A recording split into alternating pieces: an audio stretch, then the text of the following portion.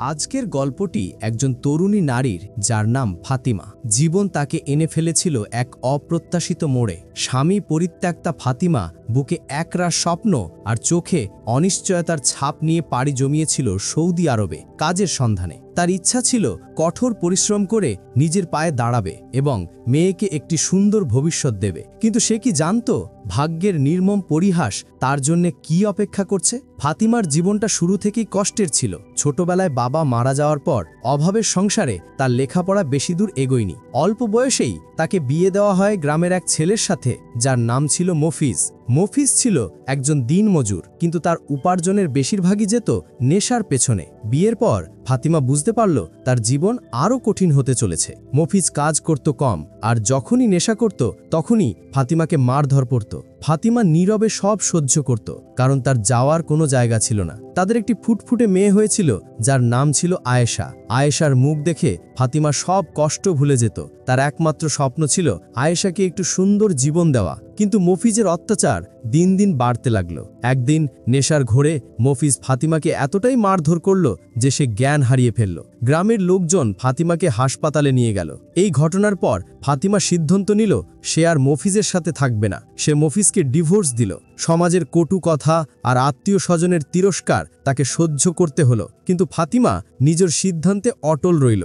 ডিভোর্সের পর ফাতিমা তার মেয়েকে নিয়ে মায়ের কাছে ফিরে গেল।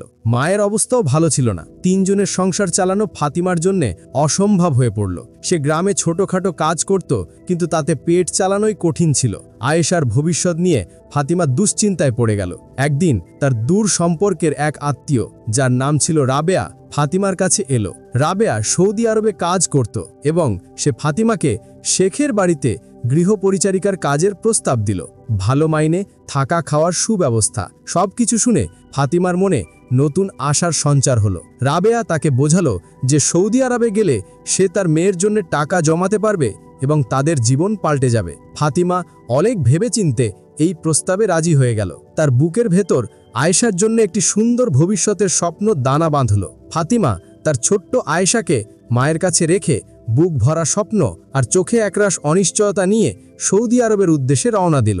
রিয়াদের ঝলমলে আলোয় পা রেখে তার মনে এক নতুন আশার সঞ্চার হলো। সে জানত না এই ঝলমলে আলোর আড়ালে লুকিয়ে আছে এক অন্ধকার জগৎ যা তার জীবনের সবচেয়ে ভয়াবহ অধ্যায় হতে চলেছে। ফাতিমা যে বাড়িতে কাজ করতে গিয়েছিল সেটি ছিল শহরের অন্যতম ধনী শেখ আহমেদের বাড়ি। শেখ আহমেদ একজন প্রভাবশালী ও বিত্তশালী ব্যক্তি, কিন্তু তার আপাত ধর্মপ্রাণ চেহারার আড়ালে লুকিয়েছিল এক পাষাণ হৃদয়। তার বিশাল প্রাসাদ, বিলাসবহুল জীবনযাপন আর ক্ষমতার দাপট ছিল চোখে পড়ার মতো। প্রথম কয়েকদিন সবকিছু ঠিকঠাকই চলছিল। ফাতিমা মন দিয়ে কাজ করত এবং সবার মন জয় করার চেষ্টা করত, কিন্তু ধীরে ধীরে সে বুঝতে পারছিল এই বাড়ির পরিবেশ স্বাভাবিক নয়। শেখ আহমেদের পরিবারে ছিল তার স্ত্রী, 2 ছেলে এবং এক মেয়ে। শেখ আহমেদ বাইরে নিজেকে একজন ধর্মপ্রাণ ও দয়ালু ব্যক্তি হিসেবে উপস্থাপন করলেও বাড়ির ভেতরে তার আচরণ ছিল সম্পূর্ণ ভিন্ন। তিনি ছিলেন অত্যন্ত রুক্ষ মেজাজের এবং তার কথার অবাধ্য হওয়ার সাহস কারও ছিল না। ফাতিমা প্রায়শই দেখত বাড়ির অন্য গৃহকর্মীরা শেখকে ভয় পেত এবং তার আদেশ অক্ষরে অক্ষরে পালন করত।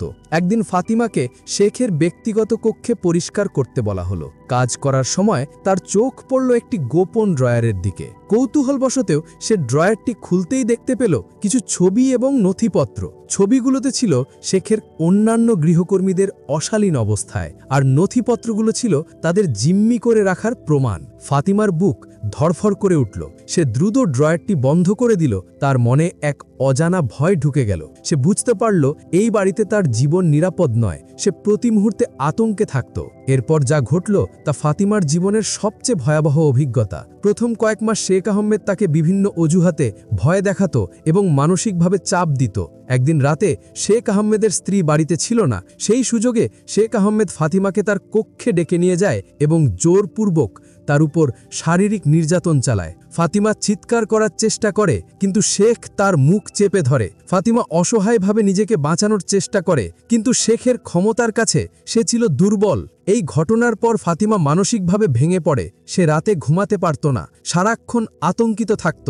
কিন্তু তার কাছে পালানোর কোনো পথ ছিল না। তার পাসপোর্ট ও কাগজপত্র শেখের কাছে জমা ছিল, আর সে ছিল সম্পূর্ণ একা। সে আয়েশার কথা ভাবত। তার মেয়ের মুখ মনে পড়লে সে আরও বেশি কষ্ট পেত। এর মধ্যেই শেখের বড় ছেলে ইউসুফ ফাতিমার প্রতি অশালীন ইঙ্গিত দিতে শুরু করে। ইউসুফ ছিল একজন বখাটে যুবক, যে তার বাবার ক্ষমতার অপব্যবহার করে সবকিছু করত। একদিন ইউসুফ তাকে একা পেয়ে জাপটে ধরার চেষ্টা করল। ফাতিমা প্রাণপণ নিজেকে বাঁচানোর চেষ্টা করল এবং কোনো মতে সেখান থেকে পালিয়ে গেল। কিন্তু পরের দিন ইউসুফ আবারও ফাতিমাকে ধরে ফেলে এবং তার উপর শারীরিক নির্যাতন চালায়। ফাতিমা এখন দুটি দানবের হাতে বন্দী। শেখ আহমেদ এবং তার ছেলে ইউসুফ দুজনেই তার উপর নিয়মিত নির্যাতন চালাতে লাগল। ফাতিমার শরীর এবং মন এতটাই ক্ষতবিক্ষত হয়ে পড়েছিল যে সে জীবনের প্রতি সব আশা হারিয়ে ফেলেছিল। সে খাওয়ার রুচি হারিয়ে ফেলত, সারাক্ষণ চোখের জলে ভাসত। অন্য গৃহকর্মীরা তাকে দেখে সহানুভূতি দেখাত, কিন্তু শেখের ভয়ে কেউ কিছু বলার সাহস পেত না। ফাতিমা বুঝতে পারছিল এভাবে চলতে থাকলে সে হয়তো একদিন মারা যাবে। কিন্তু ফাতিমার ভেতরে কোথাও একটা সুপ্ত আগুন জ্বলছিল। তার মেয়ের মুখ তাকে বেঁচে থাকার প্রেরণা দিত। সে সিদ্ধান্ত নিল সে কিছুতেই হার মানবে না। সে যে কোনো মূল্যে এই নরক থেকে বের হবে। সে গোপনে তার পাসপোর্ট ও কাগজপত্র খুঁজে বের করার চেষ্টা করতে লাগল। প্রতিদিন কাজের ফাঁকে সে শেখের কক্ষের চারপাশে নজর রাখত। একদিন সৌভাগ্যক্রমে সে শেখের ব্যক্তিগত ফাইল রাখার ড্রয়ারের চাবি পেয়ে গেল। রাতে যখন সবাই ঘুমিয়েছিল, ফাতিমা সন্তর্পণে শেখের কক্ষে প্রবেশ করল। তার বুক ধড়ফড় করছিল, কিন্তু সে নিজেকে শান্ত রাখার চেষ্টা করল। সে চাবি দিয়ে ড্রয়ারটি খুলল এবং তার পাসপোর্ট ও অন্যান্য কাগজপত্র খুঁজে বের করল। সে জানত এই সুযোগ সে হারাতে পারবে না। সেই তার জিনিসপত্র নিয়ে নীরবে বাড়ির পেছনের দরজা দিয়ে বেরিয়ে পড়ল।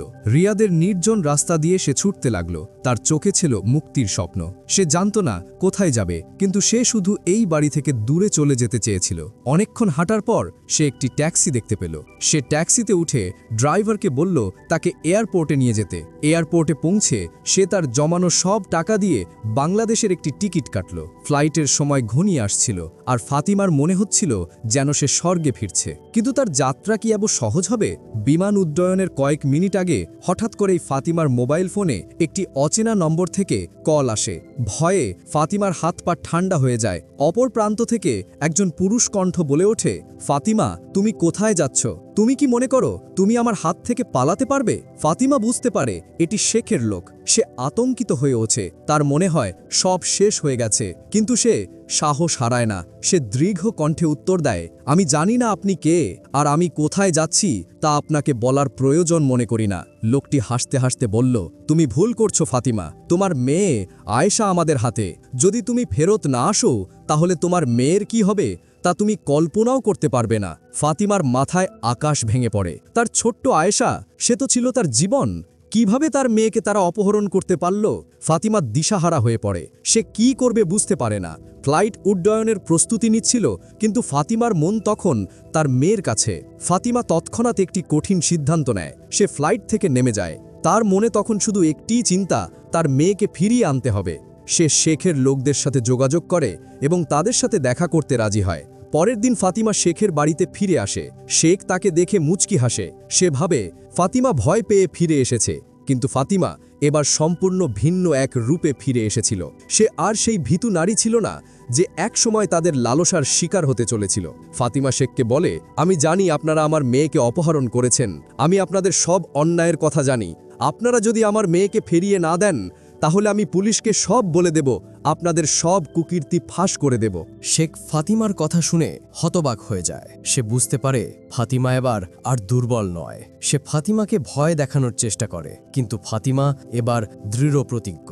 ঠিক সেই মুহূর্তে ফাতিমার ফোনে একটি ভিডিও কল আসে। ভিডিওতে দেখা যায় তার মেয়ে একটি নির্জন জায়গায় বসে কাঁদছে। ফাতিমা চিৎকার করে ওঠে, আমার মেয়েকে ছেড়ে দিন, ওকে কিছু করবেন না। কিন্তু অপর প্রান্ত থেকে মেয়েটি বলে ওঠে, মা, ভয় পেও না, আমি ঠিক আছি। ফাতিমা অবাক হয়ে যায়। সে বুঝতে পারে না কি ঘটছে। তখনই একটি পুলিশ ভ্যান শেখের বাড়ির সামনে এসে থামে। পুলিশ কর্মকর্তা শেখকে গ্রেপ্তার করে। পরে জানা যায় ফাতিমা এয়ারপোর্ট থেকে নেমে প্রথমে বাংলাদেশ দূতাবাস এবং পরে স্থানীয় পুলিশের কাছে গিয়েছিল। সে সব কথা পুলিশকে খুলে বলেছিল। পুলিশ তাকে একটি গোপন রেকর্ডিং ডিভাইস দেয় এবং তাকে শেখের সাথে দেখা করতে বলে। ফাতিমা যখন শেখকে হুমকি দিচ্ছিল তখন পুলিশ সব রেকর্ড করে নিচ্ছিল।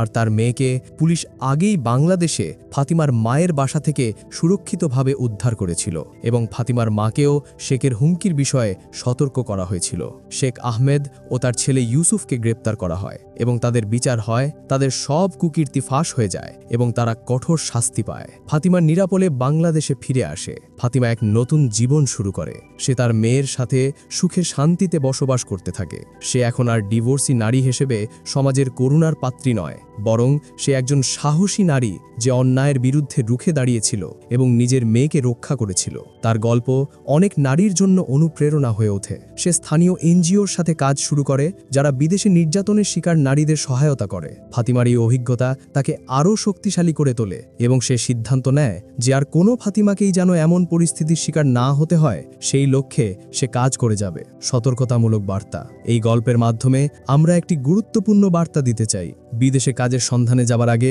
অবশ্যই সমস্ত কাগজপত্র ভালোভাবে যাচাই করে নিন। সরকার অনুমোদিত এজেন্সি ছাড়া অন্য কারো মাধ্যমে যাবেন না। কোনো প্রলোভনে পড়ে নিজের পাসপোর্ট বা গুরুত্বপূর্ণ কাগজপত্র অন্যের হাতে তুলে দেবেন না। বিপদে পড়লে সঙ্গে সঙ্গে স্থানীয় দূতাবাস বা পুলিশের সাহায্য নিন। মনে রাখবেন, আপনার জীবন এবং আপনার অধিকার অমূল্য।